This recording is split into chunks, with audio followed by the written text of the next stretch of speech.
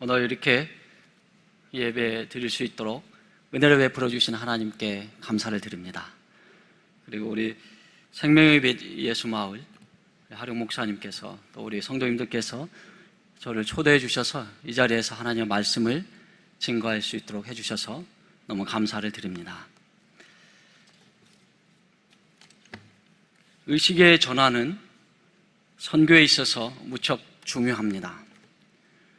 기독교 선교 역사에는 많은 선교 패러다임의 변화가 있었습니다. 21세기를 살아가는 저와 여러분에게는 더욱더 빠른 생각의 전환과 적응이 필요합니다. 사도행전 1장 8절에서 예수님께서는 믿는 자들에게 세상 끝까지 나아가서 증인된 삶을 살라고 명하셨습니다. 여러분, 사도행전 1장 8절 말씀 다 잘 아시죠? 사도행전 1장 8절 말씀은 이렇게 명하십니다. 오직 성령이 너희에게 임하시면 너희가 권능을 받고 예루살렘과 온 유대와 사마리아와 땅끝까지 이르러 내 증인이 되리라 하시리나. 아멘.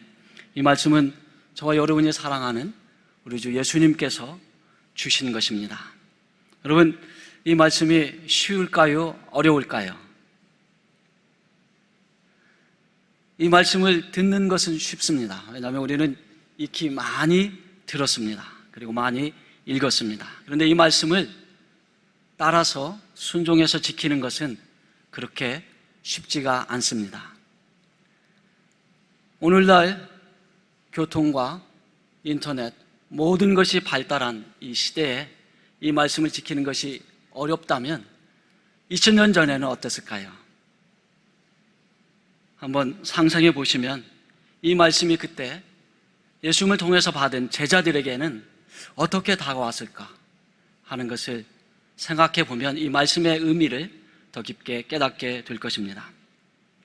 그때 당시에 그리스도인들은 예루살렘 성전을 중심으로 신앙생활을 했었습니다. 그래서 그들에게는 더욱더 예루살렘을 떠나는 것, 즉 성전이 있는, 아직은 성전이 있는 예루살렘을 떠나는 것이 어려웠습니다. 이제 막 태동한 초대교회는 더욱더 강력한 선교의식의 변화가 필요했습니다. 초대교회 성도들은 주로 예수님을 믿은 유대인들이었습니다. 이들 중 많은 사람들은 구원이 유대인에게만 주어진 특혜이므로 이방인은 구원의 대상이 아니라고 생각했었습니다. 이들 중에는 만약 이방인이 예수님을 믿더라도 할례를 받고 그들처럼 율법을 지키지 않는다면 안 된다고 생각하는 사람들도 있었습니다. 따라서 이들이 예루살렘을 떠나서 유대와 사마리아와 땅끝까지 나아가서 이방 민족들에게 복음을 전한다는 것은 결코 쉬운 일이 아니었습니다. 예수님은 그것을 아시고도 그를 따르는 제자들에게 명령을 하신 것입니다. 그분은 이 제자들을 위해서 십자가에서 고통을 받고 생명을 주시기까지 하셨기 때문에 이 제자들에게 이 어려운 명령을 주셨습니다. 하나님께서는 믿는 자들이 자신의 터전과 도시를 떠나 타 도시와 나라로 복음을 전할 수 있도록 하는 의식의 변화를 일으켜 주십니다. 그 이야기가 사도행전에 가득합니다. 사도행전은 하나님께서 어떻게 그리스도인들의 마음과 의식과 세계관을 바꾸어서 세계 선교를 이끌어 가셨는지를 생생하게 증거하고 있습니다. 오늘 본문은 주님께서 어떻게 빌립이라는 제자를 통해서 교회의 선교 의식을 바꾸어 가셨는지 잘 가르쳐주고 있습니다. 첫째로 주님은 빌립으로 하여금 예루살렘을 떠나 타 지역으로 가라고 지시하셨습니다. 26절 말씀 같이 읽도록 하겠습니다. 주의 사자가 빌립에게 말하여 이르되 일어나서 남쪽으로 향하여 예루살렘에서 가사로 내려가는 길까지 가라 하니 그 길은 광야라. 빌립은 주의 사자, 즉 하나님의 천사의 소리를 들었습니다. 천사는 하나님의 충성스러운 심부름꾼입니다. 빌립은 성령과 지혜가 충만하여 칭찬받는 7사람 중 하나였습니다. 그는 하나님을 사랑하고 하나님의 인도하심에 민감한 사람이었습니다. 하나님의 사자는 빌립에게 다가와서 일어나 남쪽으로 향하여 예루살렘에서 가사로 내려가는 길까지 가라 라고 아주 구체적으로 지시를 하였습니다. 가사는 어디에 있습니까? 예루살렘에서 서남쪽으로 약 70km 떨어져 있습니다. 그리고 가사는 애굽으로 가는 길목에 있는 중요한 지역이었습니다. 빌립은 예루살렘을 벗어나서 가사 쪽으로 내려갔습니다. 이렇게 하여 빌립은 예루살렘을 떠나 애굽으로 향하는 길로 간 것입니다. 사람들은 자기가 정들고 익숙하게 생활하던 곳을 떠나는 것을 힘들어합니다. 하지만 하나님과 친밀하게 교제하는 사람들은 그분의 인도하심에 아주 민감하게 반응할 수 있습니다. 그리고 그분이 명령하시면 주님 눈물을 흘리면서 감동하면서 주님 알겠습니다, 제가 가겠습니다, 빌립처럼 그렇게 순종할 수 있게 되는 겁니다. 우리도 21세기에 살면서 빌립처럼 하나님과 친밀하게 교제하고 그분의 인도하심에 민감해야 되겠습니다. 둘째로 성령님께서는 빌립을 이스라엘을 방문했던 에티오피아 사람에게 인도하셨습니다. 29절은 이렇게 증거합니다. 같이 한번 읽어보실까요? 29절, 성령이 빌립더러 이르시되 이 수레로 가까이 나아가라. 아멘. 바로 이 성령님께서는 이 빌립에게 에티오피아의 내시가 탄 수레로 가까이 나아가라고 명하셨습니다. 에티오피아 내시는 비록 환관이었지만 에티오피아 여왕 간다게의 국구를 맡은 사람이었습니다. 우리가 한국 성경으로 내시라고 돼 있어서 우리는 선입견이 있죠. 환관, 내시, 그가 도대체 무슨 일을 할 수 있을까? 하지만 그는 엄청난 사람이었습니다. 만약 에티오피아에서 두 번째로 권세를 가진 이 사람이 만약 예수님을 믿고 변하게 된다면 그의 나라가 복음화되는데 큰 역할을 하게 되는 것입니다. 이것을 빌립이 알았을까요? 빌립은 몰랐을 것입니다. 그러나 누가 아셨습니까? 하나님이 아셨습니다. 성령께서 아셨습니다. 그 한 영혼이 1500km 애굽에서 수레를 타고 예루살렘까지 순례의 길을 왔어요. 이 한 사람이 변화받아 예수님을 믿고 복음을 전한다면 그 나라가, 에티오피아가 변화될 것을 하나님은 아셨습니다. 그래서 성령께서 빌립에게 그 수레 가까이 나가라고 지시를 내린 것입니다. 이제 에티오피아 내시는 모든 순례의 일정을 마치고 다시 자기 나라로 돌아가고 있는 중이었습니다. 그는 예루살렘에 왔다 돌아가지만 골고다 언덕의 십자가에서 죽으신 예수님께서 메시아이심을 알지 못했습니다. 구약 성경을 읽고 있었지만 그 구약 성경이 가르치는 메시아, 그 구약 성경이 예언하고 가르치고 있는 그 메시아 예수님을 알지 못하고 떠나가고 있었습니다. 만약 이 에티오피아 내시가 메시아이신 예수님께서 십자가에서 죽으셨다가 또 살아나신 것을 알지 못하고 그냥 돌아간다면 얼마나 불쌍하겠습니까? 그 나라는 예수님의 복음 없이 얼마나 고통 가운데 있겠습니까? 이 영혼을 사랑하시고 그의 민족을 구원하길 원하시는 주님께서 빌립을 사용하셨습니다. 그래서 성령님은 빌립더러 이 에티오피아 지도자에게 나가라고 명령을 주신 것입니다. 빌립은 성령님의 음성을 듣고 그분의 지시에 곧장 순종했습니다. 빌립은 어떤 자세로 순종했습니까? 30절 말씀은 이렇게 말씀합니다. 30절 말씀 같이 읽겠습니다. 빌립이 달려가서 선지자 이사야의 글 읽는 것을 듣고 말하되 읽는 것을 깨닫느냐? 빌립이 어떻게 했다고요? 빌립이 민기적됐습니까? 빌립이 주저했습니까? 빌립이 변명을 했습니까? 빌립이 내일로 다음 달로, 내년으로 미루었습니까? 아니죠. 어떻게 했어요? 그냥 걸어간 것도 아니고요, 달려갔다고 증거합니다. 그는 급히 달려갔습니다. 이게 하나님께서 원하시는 그리스도인들에 대한 순종의 자세입니다. 어떤 목사님은 이렇게 말씀하셨습니다. 여러분, 시간에 맞지 않는 순종은 참 순종이 아닙니다. 진정한 순종은 하나님께서 가라고 할 때 가고 하라고 할 때 바로 하는 것입니다. 미루고 미루어서 내가 원하는 때가 아닌 주님의 때에 보내시는 바로 그 장소에 가서 시키는 일을 하는 것입니다.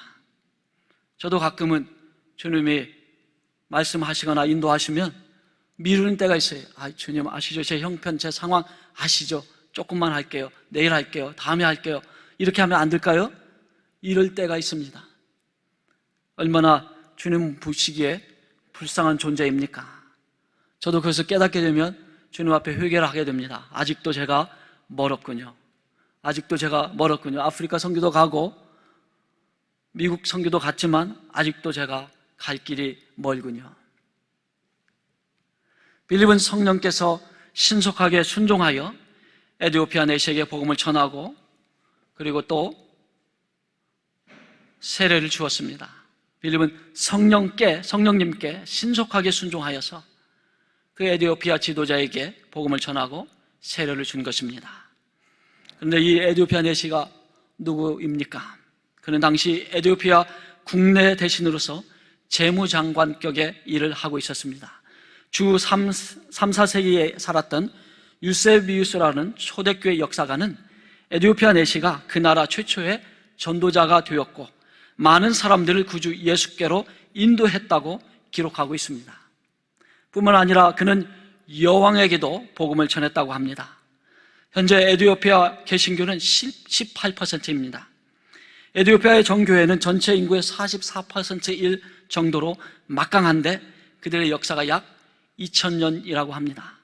계산해보면 어떻게 됩니까? 에티오피아 정교회의 역사는 에티오피아 내시가 빌립을 통해 예수님을 믿고 나서 자기 나라로 돌아가서 복음을 전한 시기로부터 시작하는 것입니다. 빌립은 예루살렘에 와 있다가 아프리카로 귀국하는 순례자에게 복음을 전하고 세례를 주어 에티오피아로 역파송한 것입니다. 바로 이 사역이 오늘날 생명의 빛 예수마을이 진행하고 있는 귀한 사역입니다. 전도하고 이 땅에 와 있는 외국인들을 사랑하고 다문화 가정을 섬기고 세우며 역파송하는 그 사역, 바로 그것이 여러분이 하고 있는 하나님께서 주신 고귀한 사역입니다. 또 여러분이 설립한 월드 피플 선교단체는 한국에 있는 모든 시군에 외국인 교회를 설립하는 목표를 가지고 있습니다. 이런 비전이 바로 오늘 본문을 통해서 2000년 전에 성령께서 가르쳐 주신 사역입니다. 오늘날 우리는 우리나라에 와 있는 외국인들에게 관심을 갖고 복음을 전해 주어야 합니다. 거의 온 세상이 이제 우리나라에 와 있습니다. 춘천에만 해도 2000명가량의 외국인 유학생이 있습니다. 이제 선교는 모든 곳에서 동시에 모든 곳으로 하는 사역이 되었습니다. 이전에는 서구에서 비서구로, 잘 사는 나라에서 못 사는 나라로 배 타고 비행기 타고 가는 것으로 생각을 했었습니다. 그래서 이전에는 한국에서 외국인을 위해 사역하는 분들을 선교사라고 부르는 것을 주저했었습니다. 하지만 이제는 한국에 와 있는 외국인들에게 복음을 전하고 그들을 제자 양육하고 선교사로 역파송하는 일이 너무나 중요한 사역이 되었습니다. 그래서 WP 선교단체가 감당하고 있는 이 사역이 너무나 소중합니다. 은퇴하신 선교사님들이 주변 도시로 나아가서 외국인들에게 사랑으로 섬기고 그들을 전도하고 말씀으로 훈련하는 일이 너무나 신속한 21세기 선교 전략이 되었습니다. 생명의 빛 예수마을에 제가 올 때마다 하나님께서는 더욱더 더 많은 사람들 더욱더 빨리 구원하시고자 한다는 것을 마음으로 느끼게 됩니다. 여러분 어떻습니까? 여기 산으로 올라오실 때마다 어떻습니까? 그런 동일한 마음을 느끼시지 않습니까? 여러분 너무 복받은 하나님의 거룩한 성도들이십니다. 이번에 저희 하베스타임 국제교회를 초대해 주시고 수련회를 가질 수 있도록 기도해 주시고 물심양면으로 섬겨주셔서 너무나 여러분께 감사를 드립니다. 저는 1989년부터 선교단체 사역자로서 대학생들을 전도하고 제자 양육하고 또 캠퍼스 사역을 하였습니다. 그러다가 2001년에 7년간 아프리카 케냐에서 선교 사역을 했습니다. 그 이후에는 미국 보스턴에 있는 하버드 대학교와 MIT 공대와 브랜다이즈 대학교에서 전도하고 소그룹을 인도하면서 캠퍼스 사역을 하였습니다. 2015년에 안식년차 한국에 들어왔다가 춘천에 있는 하베스타임 국제교회를 알게 되고 이 교회를 섬기게 되었습니다. 오늘 잠시 저희 국제교회 사역을 소개해 드리고자 합니다. 하베스타임 국제교회는 2005년부터 춘천에 와 있던 외국인들을 위한 가정에서의 소그룹 또 캠퍼스에서의 기도 모임으로 시작되었습니다. 그러다가 2010년부터 하나님의 은혜로 하베스타임 국제교회라는 이름으로 모여서 예배를 드리게 되었습니다. 주로 외국인 유학생들이 모이는데 소수의 원어민 교사와 결혼 이민자들도 있습니다. 이들을 위해서 주일에 오후 4시부터 6시까지 영어로 예배를 드리고 있습니다. 이번에 함께 수련회를 하게 된 효작교회가 선교적 마인드로 저희 국제교회의 예배 장소를 무상으로 제공해주고 있습니다. 주중에는 그룹별로 성경 공부 모임이 있고 금요일에는 저녁 기도회로 모이고 있습니다. 저희 국제교회의 비전은 이렇습니다. 국제 유학생들과 외국인들을 전도하고 제자로 양육하여 각자의 나라와 세계로 전도자요, 제자 양육자요, 선교사로 파송한다입니다. 그래서 저희는 선교사 훈련 학교를 매년 운영하고 있습니다. 올해가 3년 차가 되었습니다. 1년에 2학기이며 총 20과목을 가르치며 선교사로 훈련을 하고 있습니다. 2020년에는 12명이 훈련을 받았고요. 2021년에는 34명, 올해 2022년에는 38명이 훈련을 받고 있습니다. 그래서 이 외국인 유학생들이 졸업하고 자기 나라와 다른 나라로 돌아갈 때 선교사로 역파송을 하고 있습니다. 그들 중에 아주 신실한 자들을 선택해서 선교사로 파송하고 적은 금액이지만 후원을 하고 있습니다.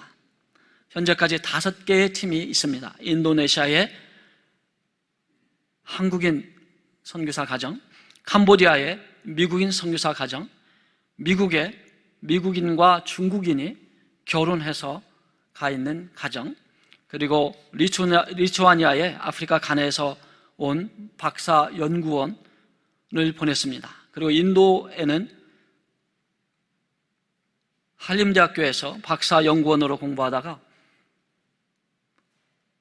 인도로 다시 돌아간 자매를 선교사로 파송했습니다. 이 자매는 화학과 교수였습니다.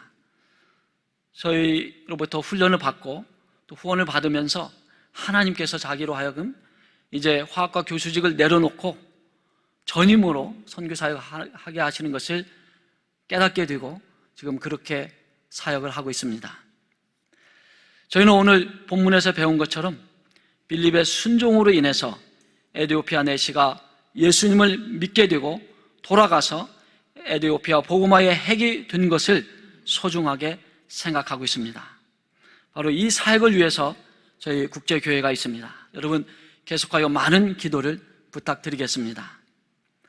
우리 여러분이 세우신 월드 피플의 비전처럼 각 시와 군의 외국인을 위한 예배 처소를 하나 이상 세우는 주님의 은혜가 여러분께 넘치게 되기를 간절히 바랍니다. 데이비드 플랫이라고 하는 하나님의 사역자가 이렇게 외쳤습니다.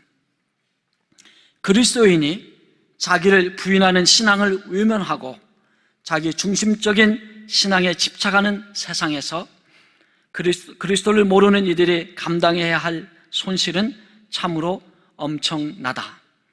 그리스도인들이 하나님 나라를 선포하는 일에 삶을 드리는 대신 세상에서 개인적인 욕심과 야망을 실현하는 데 평생을 바치는 바람에 문자 그대로 수십억 인구가 복음을 듣지 못한 채 흑암 속에서 허덕이고 있다. 저는 이 말을 생각할 때마다 가슴이 아픕니다. 혹시 제가 키우는 제자들이 혹시 제가 섬기는 교회의 성도들이 이렇게 시간을 허송하고 있지는 않을까? 빌립처럼 하나님의 음성을 듣고 성령님의 인도하심을 따라서 이 땅에 와 있는 외국인들을 전도하고 제자 양육해서 그들이 떠날 때 역파서하는 사역에 전념해야 될 텐데, 만약 이 비전을 알지 못하고 사는 그리스도인들이 우리나라에, 이 세상에 얼마나 많이 있을까 하는 생각을 가지면서 안타까움으로 하나님께 기도하게 됩니다. 여러분, 우리 모두 빌립처럼 성령님의 인도하심을 따라 순종하여 어디에서나 복음을 전하는 삶을 다 사시게 되기를 간절히 바라겠습니다. 기도하겠습니다. 하나님 아버지, 오늘 사도행전 8장 말씀을 통해서 빌립처럼 성령님께 민감하여 주의 음성을 듣고 이 땅에 와 있는 주님의 백성들에게 복음을 전하게 하시고, 또 우리가 다른 곳에 가서도 하나님의 복음을 전하는 증인들로 다 살게 해 주시옵소서. 우리 생명의 빛 예수마을 또 월드피플에서 하는 이 고귀한 사역 하나님께서 인도해 주시고 복을 내려 주시옵소서.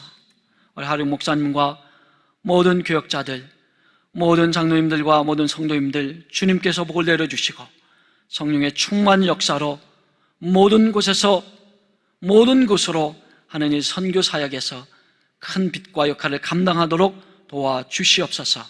우리 주 예수 그리스도의 이름으로 기도합니다. 아멘.